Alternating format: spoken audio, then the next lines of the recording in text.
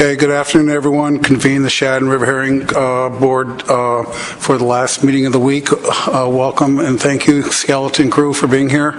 I want to begin by introducing our new TC Chair, Claire Annaline. She's from Maine DMR staff and treated her nicely. It's her first meeting here. Is there any other business to come before the board to add? Seeing none, are there any changes or additions to the agenda? Seeing none, we'll consider the agenda approved. The proceedings from February 2014, a year ago, are there any changes, additions? Seeing none, we'll consider the proceedings approved. Is there any public comment? Seeing none, we're going to move right into the 2014 FMP review and state compliance. Marin. Thank you, Mr. Chair. This will be very brief. This is the 2014 Shad and River Herring Compliance and FMP Review. For the 2013 fishing season, landings have been steadily decreasing over time due to the moratorium that was implemented from Amendments 2 and 3. States with shad commercial landings were New Jersey, Virginia, North Carolina, South Carolina, and Georgia. And states with river herring commercial landings were Maine, New Hampshire, New York, Maryland, North Carolina, and South Carolina. In terms of coastwide stocking, it's occurring in Maine, Massachusetts, Pennsylvania, North Carolina, and South Carolina. And for shad, about 18 million fish were stocked, and for alewife, it was 300,000. In terms of sturgeon interactions, 294 interactions were reported in Rhode Island, Connecticut, New Jersey, Virginia, and North Carolina. All were released alive with the exception of one fatality. And for de minimis, it's less than 1% of coastwide landings. For shad, Maine, New Hampshire, and Massachusetts have requested de minimis, and New Hampshire and Massachusetts have also requested de minimis for river herring. The PRT grants requesting all of these de minimis, recommends granting all requests for de minimis. Excuse me. Thank you. Thank you, Marin. Are there any questions for Marin? Seeing none, Roy. Those states that, like Delaware, that are closed for river herring, I guess they don't need a de minimis classification. Is that correct? That's correct. Are there any other questions?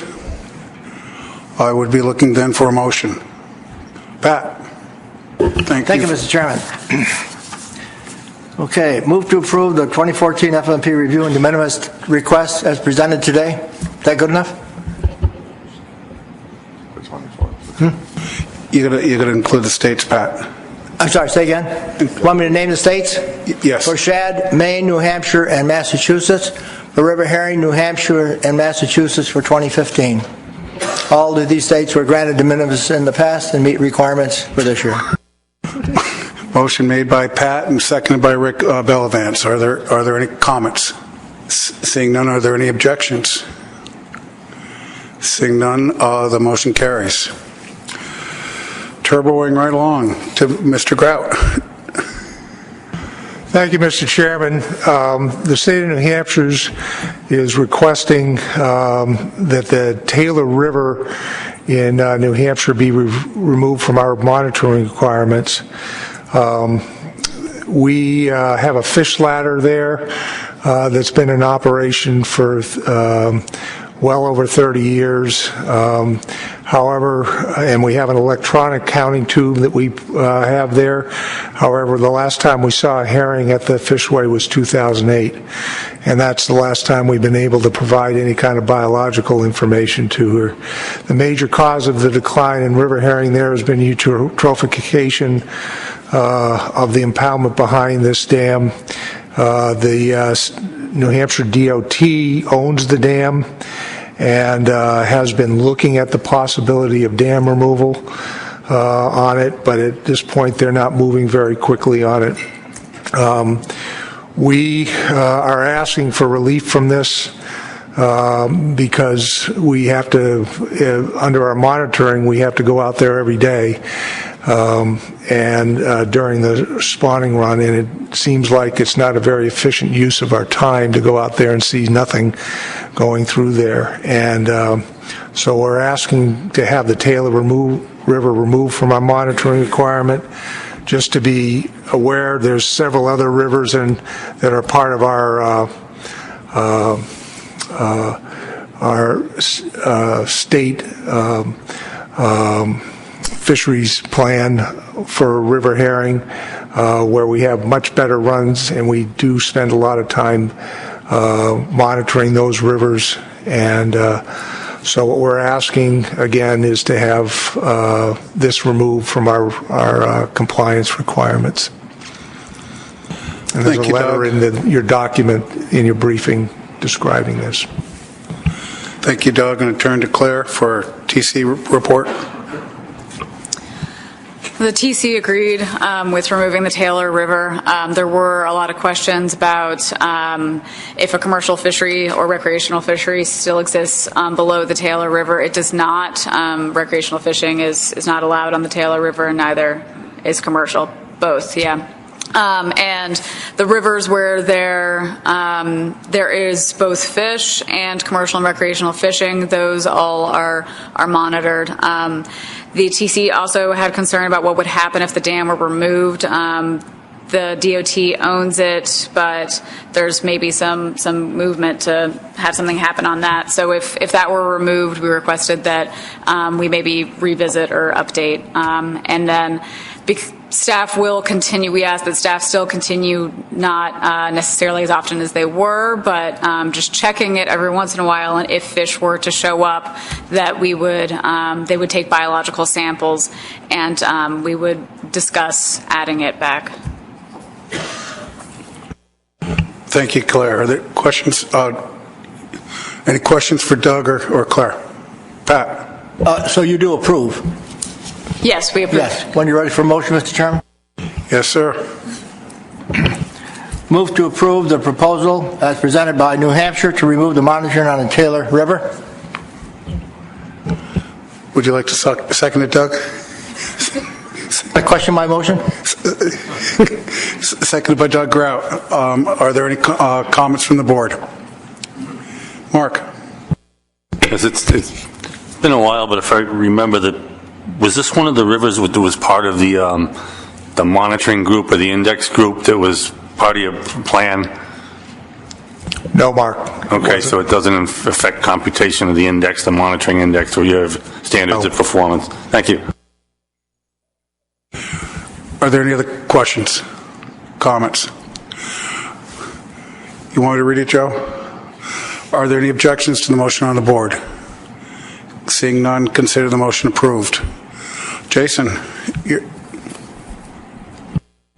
Thank you, Mr. Chairman. I'm going to provide an update on river herring and shad actions for the New England and Mid-Atlantic Fishery Management Councils.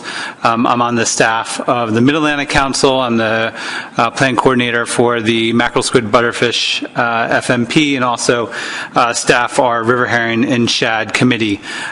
So my update from the New England perspective is done kind of in advisement with Lori Steele, my colleague from up there. But obviously I have better familiarity with what's going on in the Mid-Atlantic than New England. So I'll start with New England. The first thing is that the stock and fishery question just came up at their last meeting.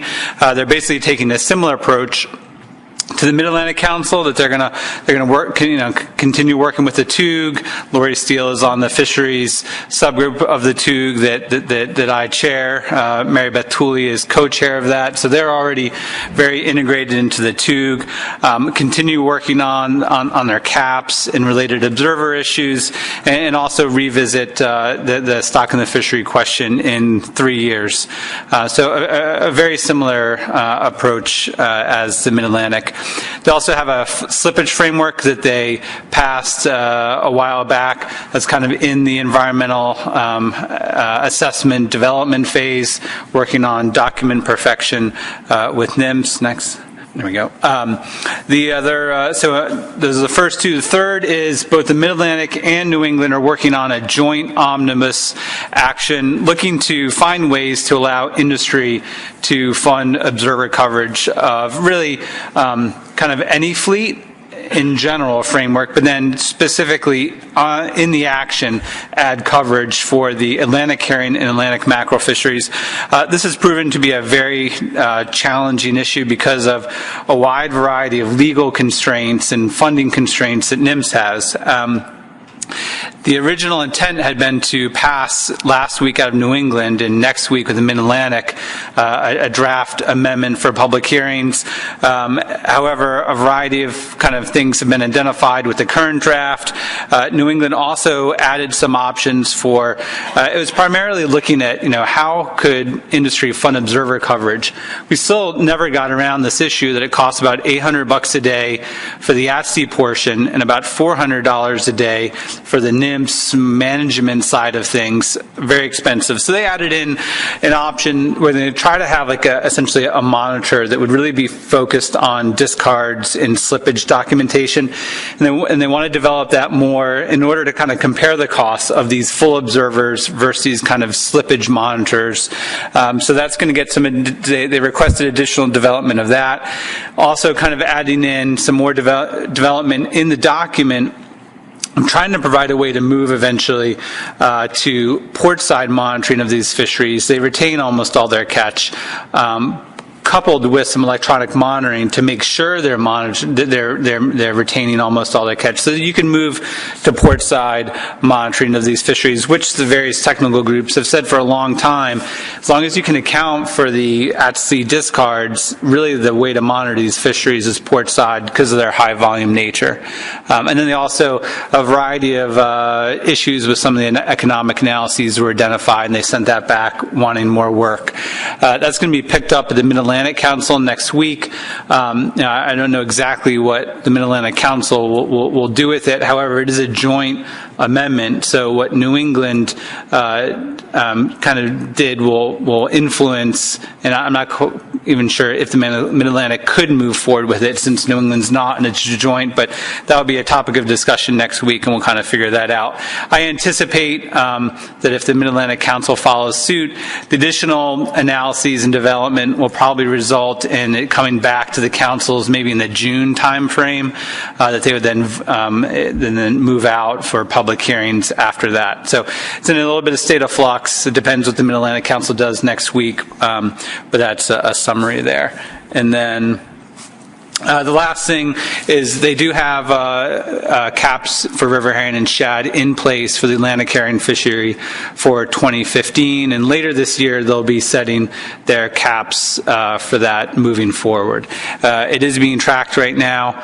If you type NIMS quotas into Google, it'll go to their quota monitoring webpage, and you can kind of go see whether it's on the mackerel fishery or the herring fishery. It's by gear type and area. And you can actually see how the quotas are tracking. I think several of theirs are fairly low. The southern New England bottom trawl one kind of spiked up pretty quickly. I think they're watching that pretty closely and just kind of have to see how, it's really dependent on both the ratios of bycatch and the total catch in the fishery, and just kind of have to see how that plays out next.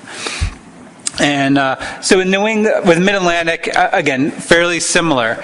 We have the same kind of TUG participation and coming down to the commission, trying to keep people involved and apprised of what's going on. We had the same 3-year revisiting the stock and the fishery question for us. That was 13-14. It will be October 2016, where the council comes back and revisit that. There's a variety of legal actions related to that stock and the fishery question that have not been resolved yet, so kind of remains to be seen exactly what happens with that. But for the time being, we're kind of in this participate with the TUG, work collaboratively with management partners, and revisit the question. The council will take another look at it in October 2016 is the current plan. We have the slippage framework, same thing, working on a few document perfections that should be moving to a proposed rule in the relatively near future. With us, we have the Omnibus Observer Amendment that both councils are working on that I just described. And like New England, we have a river herring and shad cap in place on the mackerel fishery. We do have major concerns because of the new standardized bycatch reporting methodology that's being implemented. It's essentially zeroing out coverage for the Mid-Atlantic midwater trawl fishery and really drastically reducing the observer coverage that we've had in recent years for the New England midwater trawl fishery. There is still some, there actually will be more coverage for small mesh bottom trawl, so we'll get some coverage in the mackerel fishery through that, hopefully. But there's a lot less observer coverage coming up than we've had in recent years, and less observer coverage will mean more erratic estimates in these caps, and that's a major concern, but it's kind of what SBRM, the Standardized Bycatch Reporting Methodology, and the lack of flexibility that it has to have because of the related lawsuits has kind of pinned us into. And again, that's why the councils are working on some of these ways to alternatively fund observer coverage. So those are some of the similarities. A few things that are different. We do have a river herring shad committee, and its kind of charge is it has a terms of reference. If you go on our website, it should pop up pretty easily, but there are terms of reference that it has vetted out. I just highlighted a few. One is it really wants to engage our SSC in helping set the river herring shad caps. We'll start that process in March. We've basically set the caps on kind of some historic catch rates applied to the mackerel quota so far. The council wants to move to setting that on something that's more biologically based in river herring and shad, not just on recent catch, and that will be an ongoing process. So we have these kind of caps that are operating at the same time for Atlantic herring in southern New England and some other Atlantic herring in New England, and then the mackerel cap that spans the whole mackerel fishery. There's overlap between them, and I think based on how they're set, it's okay. However, it would probably make more sense, given the overlapping of the mackerel and Atlantic herring fisheries, to have them integrated. I don't know if that's going to be able to happen or not, but we're trying to see, is there a way to have kind of one cap that was on both the fisheries, especially for southern New England. That's an ongoing thing that committee is kind of tracking how technical staff might be able to make that happen. And the other is they've identified essentially a report that I'll create and present to them every June. That's kind of essentially a progress review. Is the council making some progress on the river herring and shad question? Because even though they decided to not go down the stock and the fishery FMP review, FMP approach, they still want progress to be made in a variety of ways. And essentially there's a list of questions that they want me to kind of address and flag. How is progress being made in terms of what has the cap done, what's recent catch been, what observer coverage levels are, was a cap set, was a cap based on just catch, or have we moved to more biologically meaningful cap? Is there new information on river herring shad abundancy since whatever the last assessment was? The alignment issue, just a summary of coordination that's been going on. Obviously, we're heavily involved in the TUG also. I won't get into that detail because I think, Marin, you're going to talk a little bit about the TUG. Has the SSC gotten involved and given some recommendations on setting the cap, and just anything else. So that I'll be working on that kind of review of and those are the questions that they wanted me to try to take a whack at, and I'll be doing that for the first time, presenting that to the River Herring Shad Committee for June, and then I imagine some additional actions may be requested by the committee at that point. And so that's my quick overview. Thank you. Thank you, Jason. Questions for Jason? Good report. Okay, thank you. We're going to move on to the update on the TUG from Marin. Thank you, Mr. Chairman. As you all know, the River Herring Technical Expert Working Group is moving forward, and they will be finalizing their conservation plan, which will be complete this March. The board can review that at the next subsequent Shad and River Herring meeting. In the meantime, the TUG has funded 2 projects to fill in data gaps, and help with conservation. Massachusetts DMF, UC Santa Cruz, and a couple other partners will collect biological samples and conduct genetic analysis on river herring that are caught in the mackerel and herring fisheries. And the focus on that research is at sea and early life stage mortality. And the second project that was funded is with the Barnegat Bay Partnership and Rutgers University, and that research will improve understanding of historic and current distribution of river herring spawning habitat in New Jersey. And that's my TUG update. Thank you, Mr. Chairman. Thank you, Marin. Any questions for Marin?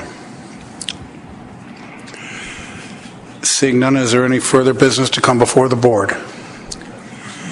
Doug? I don't know if I'm going to jump anybody's gun here, but I heard that this is going to be Marin's last meeting here, and I think I'd like to offer our sorrow that you're leaving, but know that you're moving on to something that's going to be fantastic, working with the Marine Stewardship Council, and thank her for the great work that she's done over the years she's been with the commission.